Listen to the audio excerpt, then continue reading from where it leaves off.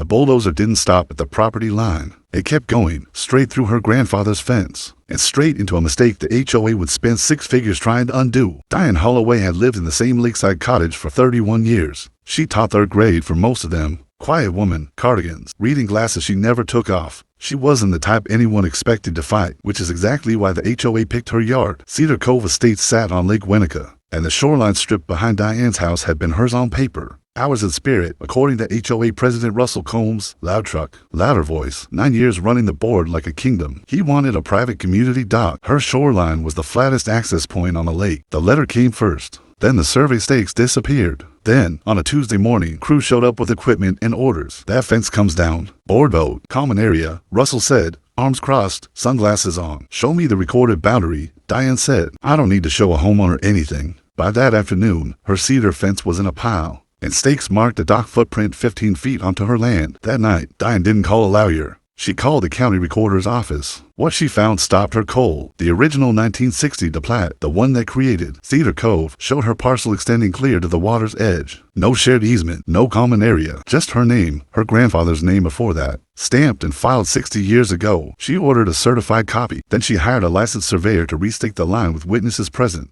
Then she filed a public records request for every HOA, document referencing common shoreline access. What came back was a real discovery, a 1994 plat amendment, supposedly signed by her grandfather, quietly shifting 15 feet of shoreline into HOA common ground. Except her grandfather had passed away in 1991, 3 years before the signature on that page. Diane brought both documents, the real plat and the impossible one, to the county building inspector the morning the dock crew arrived with concrete. Ma'am, step back please, the inspector said to Russell. Red tag already in hand. This permit references parcel access that doesn't exist. Your amendment has a forged signature and a dead date. Russell's face went pale under his sunglasses. That paperwork is old. Somebody probably made a clerical error. A dead man doesn't make clerical errors, the inspector said. He also doesn't sign documents. Code enforcement halted the pour. The county opened a records fraud inquiry. The HOA's attorney read the 1960 plat in Diane's driveway. Exactly like the forged one had already told him everything he needed to know. We'll cover the removal, the attorney said quietly, and the fence. 2 weeks later, workers cut the half-poured